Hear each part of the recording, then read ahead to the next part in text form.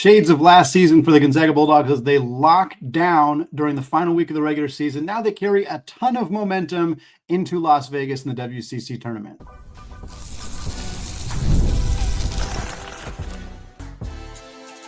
You are Locked On Zags, your daily podcast on the Gonzaga Bulldogs. Part of the Locked On Podcast Network, your team every day. What's up, folks? Happy March, and welcome into the Locked On Zags podcast, part of the Locked On Podcast Network, your team every day. I'm your host and longtime Gonzaga podcaster, Andy Patton, here to bring you news and updates on all things Zag athletics. Today's episode of Locked On Zags is brought to you by FanDuel. Folks, right now, new customers can get $150 in bonus bets if your first $5 bet wins. Well, the Zags got red hot from beyond the arc. It's March, and the Zags are rolling as they typically do. They buried the Dons at the Chase Center on Saturday night. We're going to talk about that game.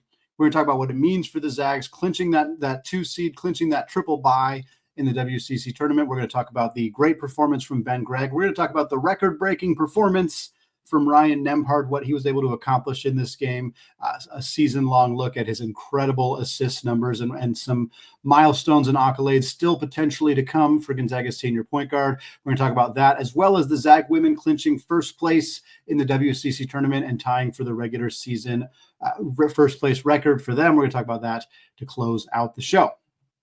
But let's start celebrating Gonzaga's big game on Saturday night at the Chase Center in San Francisco, taking on the Dons.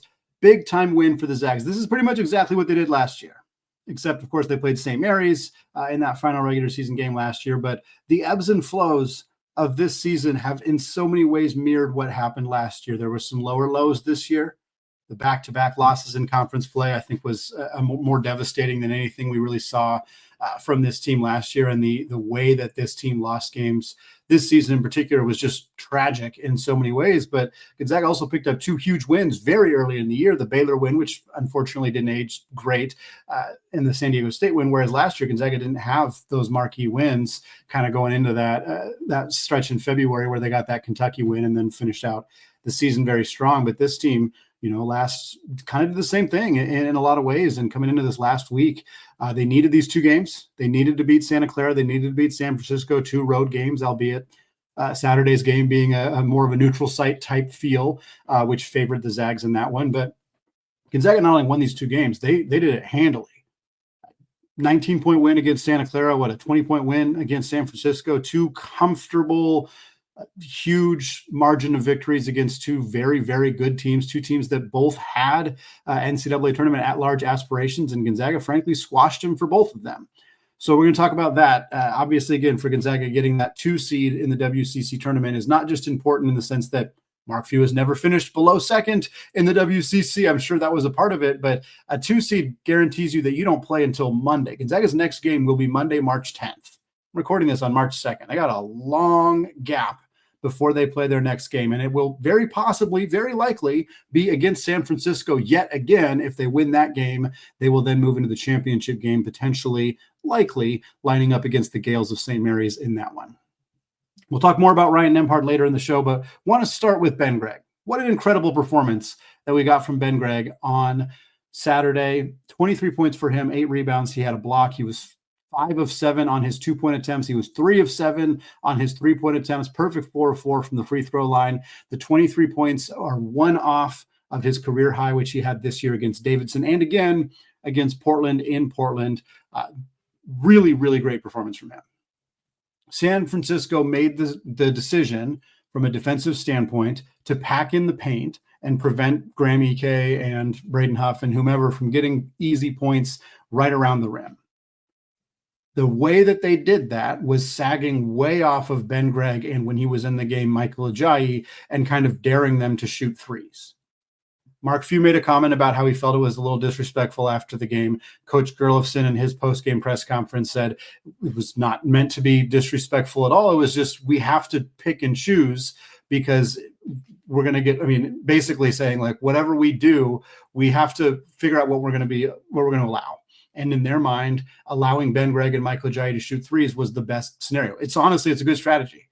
Ben Gregg has not shot the 3-ball well this year. Michael Ajayi has not shot the 3-ball well this year. They were leaving him wide open, but Ben had a great game. I know personally, I've spoke with Chris Grillson a handful of times on and off the podcast. He loves Ben. He's called him out as a player that he loves and respects with unprompted on my end. I know that this was not an intentional sign of disrespect towards Ben, but more of a, we know if we let Graham go to work in single coverage, he's going to beat us. We know if we do so-and-so, we're going to get beat. But this is a strategy we're going to try and see if we can make it work. And Ben stepped up, got it done. Really tremendous game from Ben. Ryan Nembhard, 8 points, only starter not in double figures, but that's because he had 15 of Gonzaga's 21 assists. He also had 4 boards, 2 steals. He was 3 of 5 from the field, 1 of 1 from 3. He thought he had 16 assists, or at least there was a thought that he had 16 assists, which would tie Gonzaga's single game record set by Blake Stepp over 20 years ago. The box score showed 15. When Ryan Nembhard subbed out of the game with about 2 minutes to go, he was begging Coach Few to let him back in. So I think he was also under the impression that he needed one more. We'll see if the box score changes and gives him a 16th. I think there was some confusion about the count at one point, but right as of now, he is listed as having 15 assists. Either way, incredible performance from Nembhard. We'll talk more about the assist numbers in particular later in the show, but he controlled the pace of this basketball game literally all the way through. And when he's able to do that and teams can't disrupt his rhythm, it doesn't even really matter what else happened.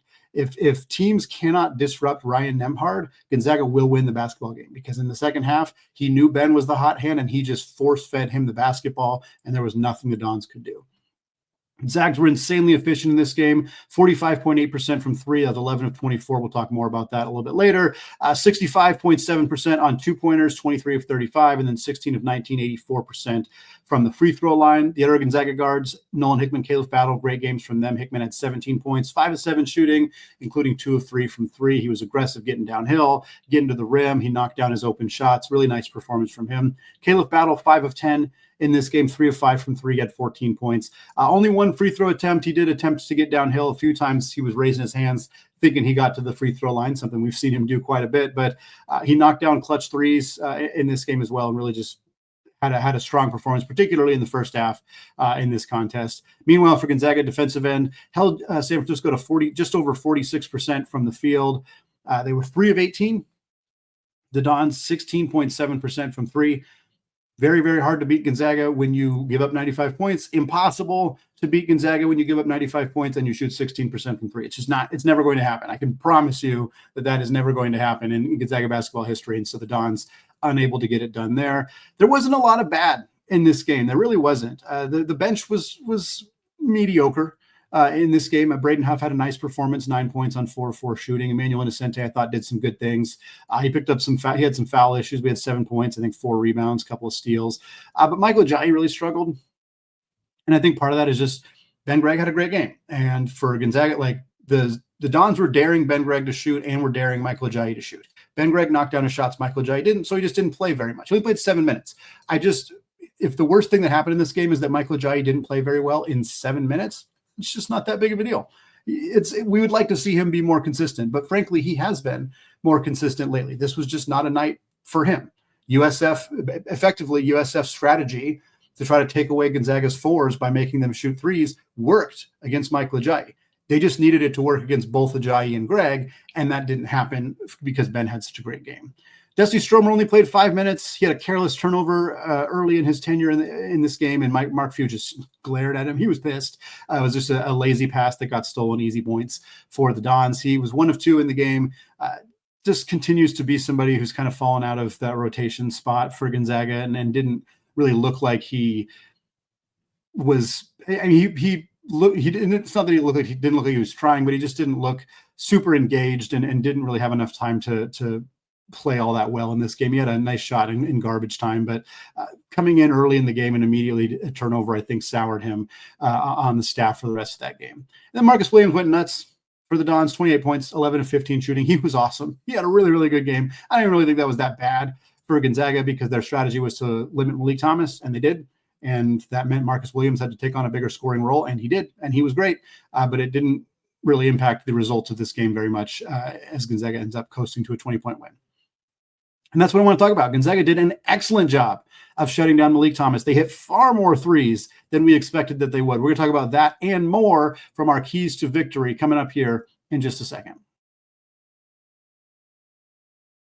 But first, I need attention. Gonzaga fans, the future of college sports is here, and it is transparent. Before the Roy app, NIL negotiations often happen under the table. Fans didn't really have a clear way to directly support the student athletes that they love. And now with Roy, you get to be a part of the change and support Zags student athletes in the most transparent way possible. Roy, the NIL app, allows you to choose the player you want to support, decide how much money to contribute, and receive exclusive content from the athletes that you back. The best part, if your player transfers, you get your money back. It's a risk-free way to show your support. The Roy app is giving fans control. No more uncertainty. Now you can provide transparent, impactful support and help shape the team and the future of college sports with your contributions.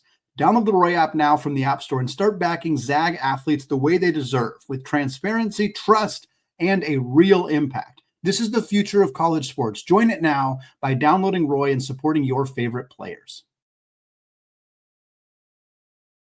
All right, folks, segment 2, still Andy Patton, still Locked On Zags podcast, and we're still recapping Gonzaga's big-time win Saturday night at the Chase Center against the Dons of San Francisco to secure second place in the WCC heading into the conference tournament, which will start later this week at the Orleans Arena in Las Vegas. So we're going to look through the keys that we laid out prior to the game on Thursday's show for Locked On Zags and just kind of how those things ended up playing out in this contest on Saturday. Key number 1 was to punish the Dons down low. And one of the things we said when talking about this key for the game was San Francisco is going to do everything they can to prevent Gonzaga from being able to just dominate on the block. We knew this because Chris Gerlofson's a good coach, because the Dons recognized that they did not have the front court depth and talent to be able to slow Gonzaga down. It did not work last time, 2 weeks ago when they played in Spokane. And so they were like, we knew they were going to try to do something different, whether it was doubling or triple teaming on the catch for Graham Ike, for Braden Huff, for whomever, or what we ended up seeing them do, which was shade. It was either Barry Wong or whoever else was guarding Ben Gregg, typically basically giving him 6 to 8 feet of room when he would catch that pass at the top of the key in order to double team Graham Ike before he even caught the ball. It was daring Ben to shoot, like we talked about in the first segment. Ben did it, knocked down his shots, and it kind of forced San Francisco to have to adjust their strategy. And again, Coach Gerlofson said after the game, that was our strategy. That was our attempt to slow them down and to kind of live with those shots as opposed to just letting Graham score easily one-on-one in the post. So the Zags didn't actually have that many of their points in the paint. They had 95 points in this game. Only 34 of them came in the paint. Last time, the number was much, much higher percentage of their overall offensive impact came directly down on the block. But that's because San Francisco did everything they could to try to take that away from Gonzaga, and Gonzaga adjusted. And also, it's not like they had 34 points in the paint, but it's not like they were not shooting well. The Zags were 23 of 35 on 2-point attempts in this game. That's over 65%. That is phenomenal. Like we said, Graham Ike, 15 points on 5 of 7 shooting. So their attempts to stop Graham Ike didn't really work. He took less shots. He didn't have 25 points on like 8 of 10 shooting, but he was 5 of 7. Like, he still had a really good offensive night. Ben Gregg, as we mentioned, 23 points on 8 of 14 shooting. Braden Huff, 9 points, 4 of 4 shooting. He's like, I'm not sure he's ever missed a shot against San Francisco. Like, he comes in and just scores automatically when he gets the basketball. We mentioned Michael Ajayi didn't have a very good game, but again, San Francisco's strategy was to do more than just slow down Michael Ajayi offensively. Obviously, that did not work. He didn't score, but the rest of the team had 95. It was a viable effort from Chris Gerlofson to try to stop the Zags from scoring as much down around the rim, and it did work in the sense that Gonzaga's overall points in the paint was limited, but it didn't work in the overall scheme of things as Gonzaga rolls to a 20-point win. A lot of the similar things with some of the other keys here, where there were things that San Francisco actually effectively mitigated. It just Gonzaga was able to still get the W. Number 2 was to dominate on the glass. The Zags only had a 2 rebound advantage. 35 rebounds for Gonzaga, 33 for San Francisco. The Dons actually had 13 offensive rebounds in this game and 16 second chance points, both significantly higher than Gonzaga, who had just 8 offensive rebounds and just 10 second chance points. So USF finishes with 5 more offensive boards, 6 more points off the second chance opportunities. A lot of this was early in the game. USF really did a good job on the glass in the first 5 to 10 minutes of this basketball game. After that, Gonzaga kind of settled in a little bit, got more comfortable, and did a little bit better job of preventing those second chance opportunities. Ben Gregg had 8 rebounds to lead the Zags. Ike had 6. The other bigs, Diani had 3 in 5 minutes. The other bigs, Ajayi had just 2 in his 7 minutes. Huff had just 1 in his, I think, 9 or 14. I'm not sure how many minutes he played, but he only had 1 rebound in that time. Meanwhile, Tyrone Riley, very talented freshman for San Francisco kid. I really, really like his game a lot. He had 11 rebounds. He's kind of their small forward, I guess. I mean, he's not. I mean, obviously Thomas and Williams are their 2 starting guards. So he's kind of plays that 3 position, but he's a very, very valuable player for them. 11 rebounds in this one, 4 of them on the offensive glass to lead the team, had a handful of their second chance opportunities as well. Key number 3 for the Zags was to shut down dribble penetration. We talked a lot about what they needed to do was to limit Malik Thomas because they weren't really able to effectively limit Malik Thomas the first time out. They won that game by 11. They did a lot of great things in that game, but stopping Malik Thomas was not one of them. They did a good job on Marcus Williams, specifically in the second half last time out. But this game, you could tell, just like you could tell San Francisco's strategy was to pack the paint and give up those outside shots to the bigs. You could tell Gonzaga's strategy was do not let Malik Thomas get a comfortable shot at all in this game. And it worked. He finished with 13 points on 4 of 18 shooting. He had an awful night. He got subbed out and was having a heart-to-heart conversation with Coach Gurlison. Like you could tell the emotions were high and Thomas was frustrated and just unable to get going off. He's a very talented player and the Zags completely took him out of this game. 1 of 6 from 3. He had 4 boards, assist, and a turnover. They made him make tough shots all game long. Or they made him shoot tough shots all game long. He didn't make very many of them. That was why Gonzaga was so effective. But again, this team has a 2-headed guard monster, and if you put all of your eggs into we have to stop Malik Thomas basket, Marcus Williams steps up. He had a great game. I mean, was really excellent in this game. 28 points on 15 shots is incredible. For a guy who's not known as a scorer, it's not that he's a bad scorer. He is a very, very good scorer.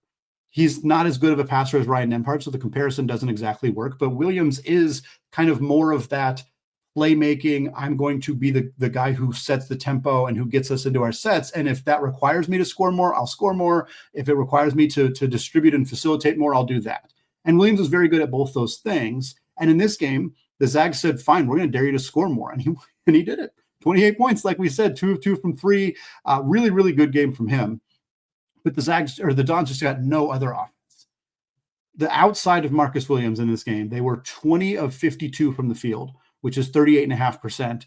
Worse than that, they were 1 of 16 from 3. Again, 3 of 18 total. So Marcus Williams, who went 2 of 2, the rest of the team 1 of 16. Abysmal shooting for the Dons. When you shut down the dribble penetration, when you force them to take tough shots and they can't hit a 3 to save their life, that's how you end up with a 20-point victory. Key number 4 for the Zags was to avoid unnecessary fouls. The Dons get to the free throw line a lot. They average over 20 free throw attempts per game, Malik Thomas being a key part of that. And the Zags did a very good job here. The Dons only got 14 free throw attempts. They made 10 of them, pretty good percentage for them, but they would have, in order to win this game, they would have probably needed to get to the line, honestly, maybe twice this much. 25 of 28 is the kind of line you get from the free throw line in a game the Zags lose. Like that's what they would have needed to do, and they didn't come close to that. Marcus Williams and Malik Thomas each got 5 free throw attempts, each made 4 of them. The rest of the team just got to the line 4 times. That's it. Gonzaga did a good job of contesting without fouling, of keeping USF's players away from the rim where they're more likely to draw that contact and get to the free throw line. For the Zags, they only had 3 players who had 3 or more or 3 fouls. Innocente, Khalif Battle, and Graham Ike each had 3 fouls. There was not really any foul trouble in this game. Ike picked up his 3rd fairly early in the second half and sat for a while. But after that, Innocente had 3 fouls I think he played like 24 minutes, so he played a decent amount. But foul trouble was not an issue for Gonzaga. It was also a differently officiated game, and that's always frustrating. WCC refs do not exist in a vacuum, and the way that the Santa Clara game was officiated and the way that the San Francisco game was officiated honestly could not have been more different. I mean, there was times in this game where people were just mugging the heck out of each other, and they weren't calling it. And it was consistent in the sense that they weren't calling it for either side, from what I could tell. But it was just a very different game, and frankly, a much looser officiated game dramatically favored the Zags in this type of game against a team that doesn't have that physicality. So this worked in Gonzaga's favor, but it was really just kind of a product of, I don't want to say luck, but convenience that the officials called the game the way that they did in this one. Key number 5 for the Zags was to not settle for outside shots. Well, they did, and it worked. So I guess X that one out. Doesn't even really matter. The Zags, I still think they did a good job of focusing on getting the ball down low. Like we said, it's not like Graham Ike was just taken out of this game because of the way USF defended him. He still had 15 points. He still went 5 of 7 from the field. Ben still went 5 of 7 on 2-pointers, even though a lot of his impact was spacing the floor with the 3-point shots. He still did a good job of getting to the rim. He still did a good job with those little floaters on the pick and rolls. Like Gonzaga did a good job of getting the looks they wanted to get. Like we said, they shot 65% on 2-pointers. But with USF daring them to shoot, they took 24 threes and they knocked down 11 of them, 45.8%. A little bit of positive regression coming the way of the Zags. We knew that they're not as bad of a three-point shooting team as we've been seeing the last couple of weeks. They've just been really struggling in that area. USF took a gamble and said, we want to make you prove it. Was a reasonable gamble, like we said, did not pay off. Battle goes 3 of 5. Gregg goes 3 of 7. Hickman goes 2 of 3. Both Ike and Nembhard were 1 of 1 in this game. Innocente hit a 3. He took 4 of them. Ajayi missed 2. Yo missed 1 in his few minutes of garbage time. That was the results from the three-point line. Like we said, Coach Gurlison said after the game he wanted to force the Forest to shoot more threes. I think Ajayi and Gregg were combined 1 of 5 from 3 in the first half, so it really did work for a while, but then Ben got those couple threes in the second half, and after that, the Zags were just rolling offensively and hard to stop, no matter what you tried to do at that point. Well, folks, Ryan Nembhard joined a very exclusive club on Saturday night. He could push his way further up the record books heading into Las Vegas in the NCAA tournament. We're going to talk about that coming up in just a second. But first, folks, when the game tips off, the NBA action is just getting started. There's no better place to get in on all of it than FanDuel, America's #1 sportsbook. With FanDuel, you can place live bets throughout the game. So even if you miss the opening tip or you just want to bet on a fourth quarter comeback, you can stay right in the action.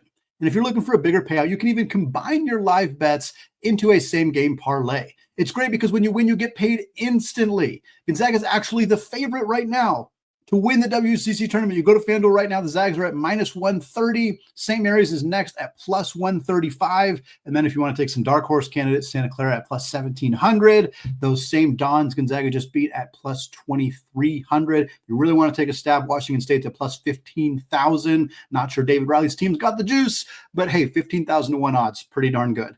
Folks, right now, new FanDuel customers can get $150 in bonus bets if your first $5 bet wins. So just visit FanDuel.com to join today. That's FanDuel.com for your shot at $150 in bonus bets. Make every moment more with FanDuel, the official sports betting partner of the NBA.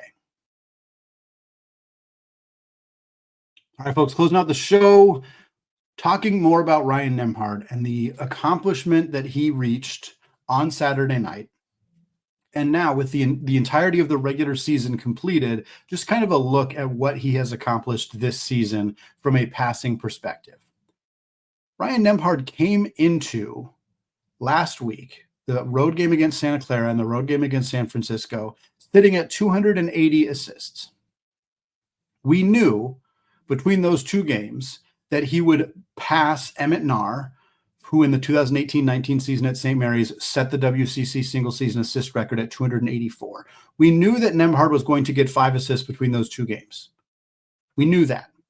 We knew that it was possible that he would hit the 300 assist mark during those two games. Again, that would be exactly 10 assists per game. He's averaging like 9.8 coming into those two games. But it was also against two of the better teams in the conference. It was also 2 road games.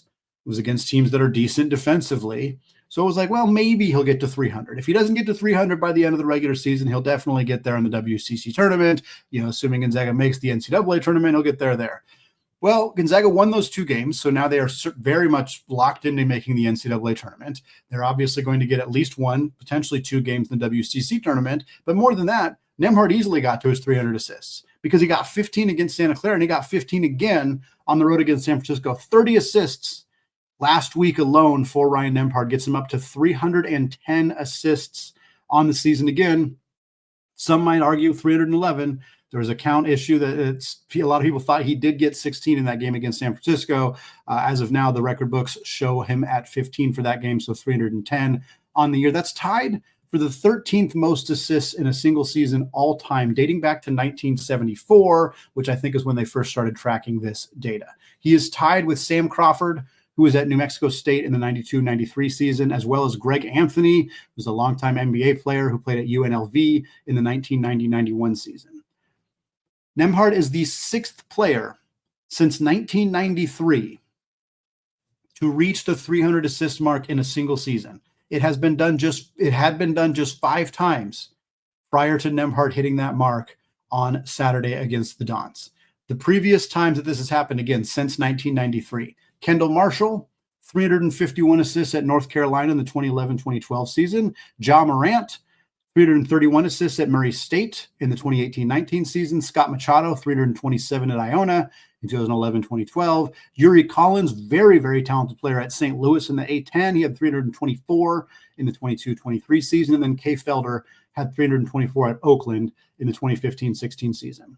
So Nembhard is sixth among those players right now at 310 assists. But the Zags, of course, have at minimum 1 game in the WCC tournament, potentially 2, assuming they win that first game and play in the WCC championship. They will make the NCAA tournament where they will have at minimum 1 game, potentially as many as 7 in a odd scenario where the Zags get a play-in game and then also make it all the way to the national championship. Not a particularly likely scenario for a handful of reasons, but they have up to that many games potentially remaining. More likely, they have something like 5, right? If we're being honest, 2 games in the WCC tournament, 2 to 3 games in the NCAA tournament. Love for it to be 4, 5, 6. Love for it to be that. But I think we're talking about probably 4 to 6 games remaining for the Zags. Let's put it that way. 4 to 6 games remaining for Gonzaga, most likely. Nembhard's averaging about 10 assists per game. Again, for Gonzaga, the number of games they play the rest of the season is kind of going to be directly tied to how Nembhard does. If Nembhard gets 12 assists per game, there's a decent chance Gonzaga's playing 6 more games this year, in which case he's going to be flying up that record book. If Nembhard's averaging 6 assists per game over the next couple of weeks, maybe Gonzaga's only playing like 4 more games. So, we're not exactly sure where he's going to land. He's at 310 right now. I think he lands, realistically, the range here is something like 325 assists all the way up to 370 assists. Like he could reasonably, 370 assists would be 60 more assists. That is possible. It's not super likely, but it is possible. The record since 1973, Mark Wade, back at UNLV, again, UNLV on here a lot because of the style that they played under Coach Tarkanian.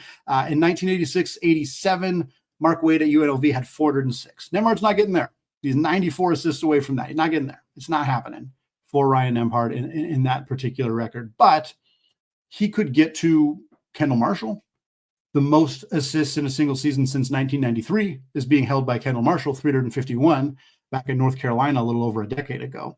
That means Nembhard's 41 assists away from Kendall Marshall. He could definitely get there. That's very possible. That would put him top 5 all time.